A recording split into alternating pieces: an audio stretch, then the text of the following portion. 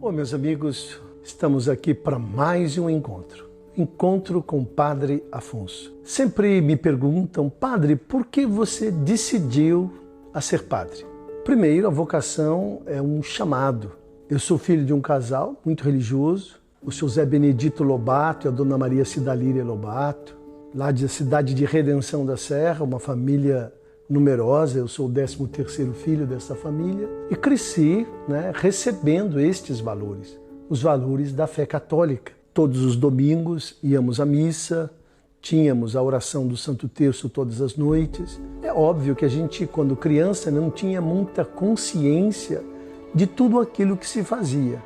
Nós íamos porque o pai mandava, nós íamos porque a mãe mandava. Mesmo na catequese, íamos à catequese todos os domingos à tarde, também porque éramos orientados por nossos pais. Mas a partir do momento que a gente vai crescendo na compreensão da fé, nós vamos percebendo que a gente vai absorvendo aqueles valores e aqueles valores começam a fazer parte da vida da gente. Depois, com um grupo de adolescentes, grupo de jovens, haviam alguns seminaristas que iam fazer estágio pastoral lá na minha paróquia em Redenção.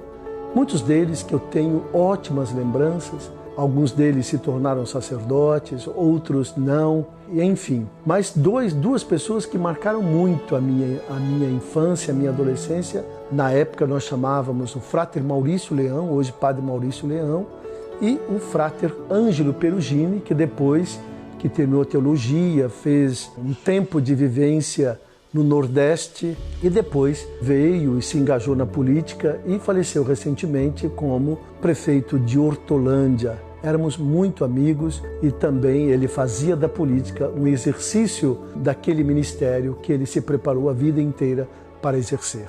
Então foi nesse sentido que a fé foi amadurecendo e eu me tornei, e eu então escolhi o caminho do sacerdócio. Também tinha a influência da minha irmã, a Zésa, que era uma pessoa muito dedicada à religião, dedicada à igreja, que me convidava sempre para rezar, para fazer alguns retiros, para aproveitar alguns momentos de espiritualidade, tempos fortes, por exemplo, da liturgia da igreja, que eu, enquanto menino, não conseguia absorver, mas que junto com ela a gente ia aprendendo. Assim foi engajando. Entrei no seminário aos 18 anos, na cidade de Turvo, Santa Catarina, vivi lá durante 2 anos. No início, tempos difíceis de separação de casa, mas depois, de fato, me acostumei. E foram 2 anos muito bons na cidade de Turvo. Depois vim para Curitiba para fazer filosofia, iniciando depois a filosofia e teologia em Curitiba. Fui depois para a Itália.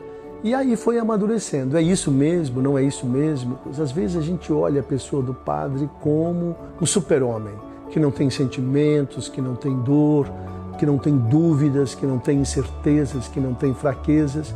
É um ser humano como todo ser humano e que busca, no seguimento de Jesus, viver a palavra de Deus, viver os ensinamentos de Jesus. E é isso. E o que me leva sempre a ser padre, a questionar, é estar antenado com a realidade e não trazer uma religião desligada da realidade, longe dos trabalhos, longe dos desafios da sociedade atual, dos questionamentos e, sobretudo, muito atento à dor, à situação de sofrimento, de miséria que vive o nosso povo. Então, quando a gente olha a realidade e vê um povo desesperançado, um povo cansado, um povo abatido, é inevitável a gente não lembrar das palavras de Jesus que diz: vinde a mim, vós todos que estáis cansados, atribulados, aflitos, vinde a mim e depositem sobre mim o vosso fardo e eu o tornarei leve. Eu não gosto daquela vida de padre onde se aprisiona o padre na sacristia, nos cultos apenas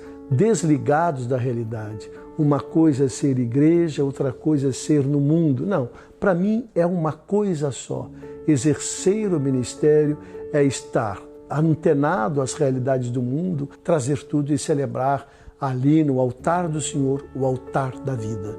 Então é isto que me levou a ser padre. Me levou a ser padre, primeiro, o desejo de seguir Jesus Cristo com toda a fraqueza, com toda a vulnerabilidade do ser humano, a vontade de seguir Jesus Cristo e fazer dele um modelo de vida. Depois, o que mais me anima a ser padre é traduzir estes gestos de Jesus nas atitudes, no atendimento, na acolhida, numa palavra, num gesto, numa mão estendida a uma pessoa que eu possa ajudar. Que delícia quando você consegue contagiar as pessoas com o ensinamento, com a pessoa de Jesus Cristo. O objetivo do sacerdote não é ele ser um fim em si mesmo. Ele é simplesmente ponte para levar as pessoas até Deus, levar as pessoas até Jesus. Então, estes sentimentos que me levaram a ser padre. Às vezes conseguimos isso de maneira mais eloquente, de maneira mais presente e nem sempre, às vezes, conseguimos. Mas é esta motivação que me traz todos os dias a vontade de querer ser padre. Então, foi isto que me levou neste contato. Às vezes temos dificuldades de entender o sacerdote. Às vezes a religião está muito fechada e desligada da vida, desligada das realidades. E a gente sempre cobra do padre, que ele seja um ser perfeito. Temos que, de fato, rezar por ele, porque ele é um ser humano tanto quanto cada um de vocês, pecador, frágil, e por isso precisa, de fato, da oração de todos. Às vezes até se poda o padre das amizades. Ficam questionando as amizades do padre, ficam, de fato, fazendo piadas com as amizades do padre. Mas o padre é um ser humano, como todo mundo, ele não pode fechar-se. Ele precisa ter boas amizades, amizades que o edificam, precisa dos tempos de lazer, precisa dos tempos de estudo, dos tempos de oração, fortes de oração. E eu me lembro muito das palavras de Frei Inácio, quando diz: salvem os momentos fortes e eles salvarão vocês. O padre precisa de estar neste momento, para que de fato a sua vida seja uma entrega generosa, criativa, a serviço do reino de Deus, a serviço da igreja, a serviço da vida. Foi estes os motivos pelos quais eu decidi a ser padre. E procuro construir isso todos os dias, traduzindo na minha vida os gestos, as atitudes de Jesus. É bom demais ser padre quando é vocação.